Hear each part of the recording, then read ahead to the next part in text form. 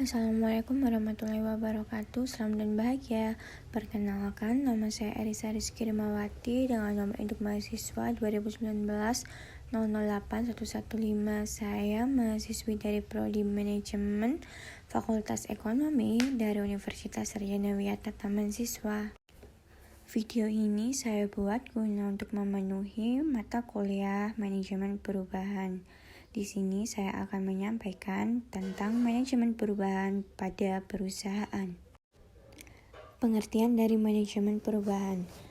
Manajemen perubahan adalah bentuk usaha yang dilakukan guna mengelola seluruh akibat yang dihasilkan karena adanya perubahan dalam suatu perusahaan. Manajemen perubahan adalah alat, proses, dan juga teknik untuk mengelola manusia pada sisi proses perubahan dalam menggapai hasil yang dibutuhkan dan demi mewujudkan perubahan secara efektif pada suatu tim, individu, dan sistem yang lebih luas. Level manajemen perubahan yang pertama ada perubahan individu. Keberhasilan prosedur atau kebijakan baru di tempat kerja dimulai dengan dan tergantung pada individu yang membentuk perusahaan. Manajemen perubahan individu membutuhkan pemahaman tentang apa yang memotivasi orang untuk dapat berubah dan bagaimana Anda dapat memasukkan ini ke dalam operasi bisnis Anda sehari-hari. Juga mempertimbangkan proses apa yang digunakan untuk membuat tim Anda lebih bersedia menerima dari perubahan dalam peran atau tugas mereka. Yang kedua ada perubahan organisasi. Sementara individu memiliki peran utama dalam setiap perubahan. Melihat tujuan jangka panjang adalah bagian mendasar dari penerapan perubahan yang langgeng di tingkat perusahaan. Manajemen perubahan organisasi sering digunakan dalam proses manajemen proyek untuk memastikan bahwa solusi yang diperoleh selama proyek digabungkan dengan cara yang langgeng.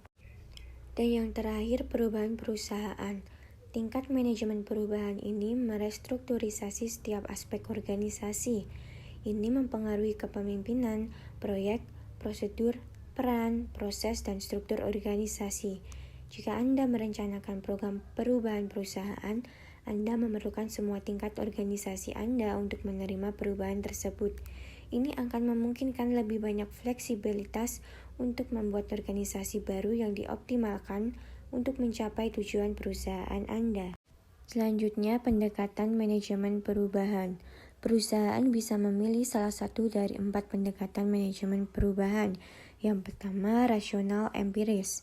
Metode pendekatan ini adalah dasar keyakinan bahwa perilaku orang mampu diprediksi dan mereka akan memberikan perhatian khusus atau kepentingannya sendiri.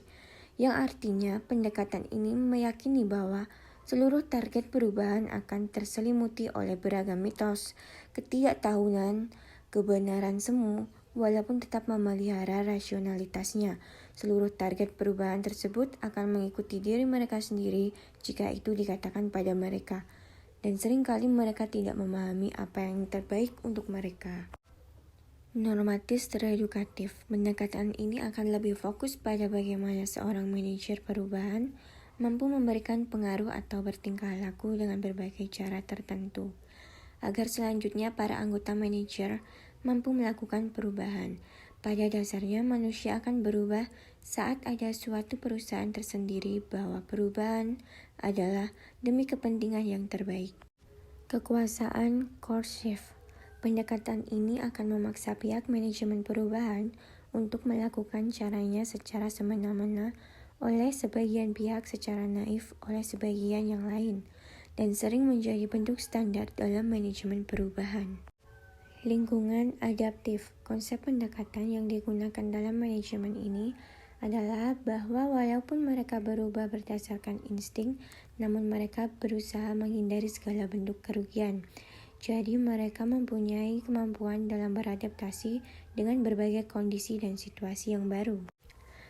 Contoh perusahaan yang mengalami perubahan. Setiap bisnis di era sekarang memang diharuskan bertransformasi ke arah digital dan mulai menggunakan teknologi secara efektif dalam menarik perhatian pelanggan. Peranan internet tidak lagi hanya sekedar kepentingan pribadi, namun juga bisa membuka kesempatan bagi bisnis untuk menjadi lebih besar. Siapa sih yang tidak tahu layanan streaming film on demand? Atau bisa jadi Anda telah berlangganan Netflix setiap bulannya. Karena Netflix menawarkan layanan entertainment selangkah lebih maju dengan menghadirkannya lewat internet sehingga lebih mudah diakses, kapanpun dan dimanapun. Hanya berbekal gadget serta biaya bulanan, Anda sudah bisa menikmati tayangan film dan serial dari berbagai jenis kategori yang Anda pilih dari seluruh dunia. Transformasi digital yang dilakukan oleh Netflix ini merupakan langkah yang tepat, bahkan meningkatkan omset perusahaan hingga 30 kali lipat. Perubahan bisnis tersebut tidak dilakukan secara tiba-tiba begitu saja. Di saat bisnis rental DVD, Netflix berada di puncak kesuksesan. Netflix telah memiliki rencana untuk masuk ke bisnis streaming online. Namun, Netflix hanya bisa menunggu perkembangan teknologi. Hingga pada akhirnya di tahun 2007, di saat teknologi internet telah berkembang pesat, Netflix akhirnya meluncurkan layanan streaming online di Amerika Serikat dengan koleksi tayangan yang berlisensi studio Hollywood. Sejak saat itu, bisnis Netflix semakin tumbuh. Di sisi lain, penjualan DVD semakin menurun. Perubahan menjadi streaming online menjadikan Netflix dapat dengan mudah mengekspansi pasarnya. Tahun 2010, Netflix pertama kali melakukan ekspansi internasional ke Kanada dan terus melakukan perkembangan ke berbagai negara. Hingga saat ini, Netflix telah mampu menyediakan layanan streaming di lebih dari 190 negara.